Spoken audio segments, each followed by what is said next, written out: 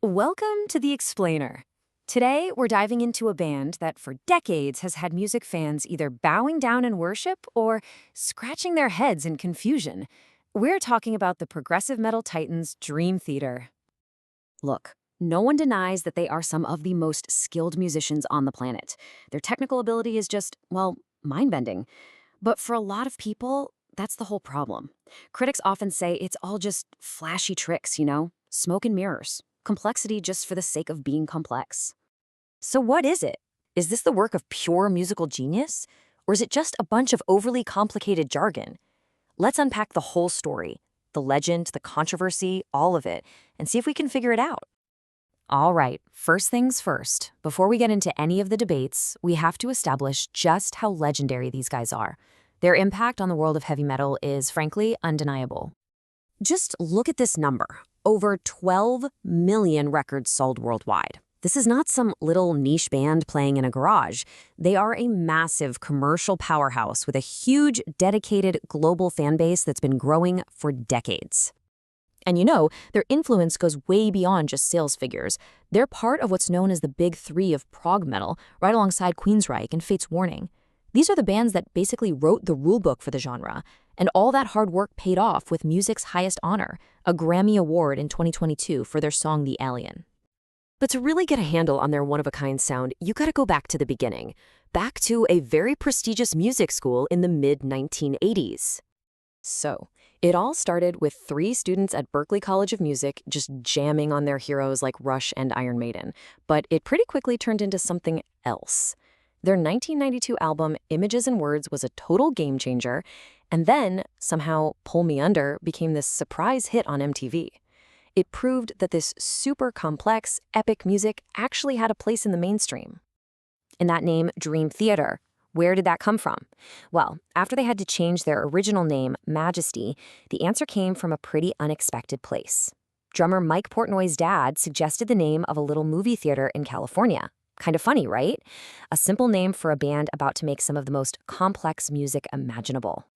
Okay, so we keep using this word progressive. What does that even mean when we're talking about music? Well, a study of the genre actually lays out a few key things that really define the sound that Dream Theater helped create. First up, you have virtuosity. And this isn't just about being a good player. We're talking about musicians who push their instruments to the absolute physical limit. It's the kind of technical skill you'd expect to see in a world-class orchestra, but, applied to heavy metal. Second, they write these huge, epic songs that are broken up into different parts, almost like a classical symphony. So you're not getting a 3-minute pop song, you're getting a whole musical journey. This lets them tell really detailed stories, and it makes the album, not just a single song, the real work of art. And third, and this is a big one, is the crazy complex rhythms. See, most music you hear on the radio is in a simple, steady 4/4 time. It's easy to tap your foot to. Progressive bands, they play with really unusual timings, like 7/8 or even 15/16, which creates this totally unpredictable, mind-bending musical landscape. And right here, this is where the big debate really kicks off. Dream Theater obviously checks all of those technical boxes. But the question is, does that make their music genuinely brilliant? Or is it just complicated for the sake of being complicated? So the main argument against them, summed up perfectly by this Reddit comment, is that if you peel back all those insane solos and weird rhythms, what you're left with is a pretty standard, even simple song structure underneath it all. And this really gets to the heart of it.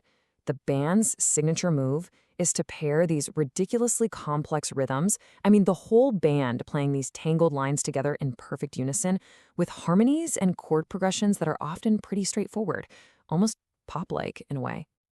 And if you want to see what that looks like, just look at this. This is a tiny piece of their instrumental song, The Dance of Eternity. Someone actually counted, and in just over 6 minutes, there are more than 100 times signature changes. They're not just playing in a weird rhythm, they are literally bending and reshaping time to fit whatever they want to play. It's wild. So here's the bottom line. This very specific combination, the rhythmic fireworks on top of a more accessible foundation, is everything. For fans, it's what makes them geniuses. For critics, it's what makes them soulless show-offs. It really just depends on how you hear it. But hey, a band is always more than just music theory, right? To really get why they've lasted almost 40 years, you have to look past the notes and see the people, the human element that's kept this whole thing going. And behind that famous wall of sound, there are some really cool stories, like their bassist, John Myung, who is famously quiet. He's a total enigma to a lot of fans. Or think about their relationship with their fan base. Instead of trying to shut down bootleg recordings, they just embraced it and started their own official archive of live shows. But really, at the absolute core of Dream Theater is the friendship between bassist John Myung and guitarist John Petrucci. They met when they were just 12 years old, long before the band, long before music school. And it's that human connection that has been the anchor holding this incredibly ambitious musical ship together all these years. So in the end, Dream Theater makes us ask a really big question about art itself. Are they musical athletes performing these incredible feats of skill just to show they can? Or are they true artists using that incredible skill to say something profound? That's the real question, and that's where we leave it up to you.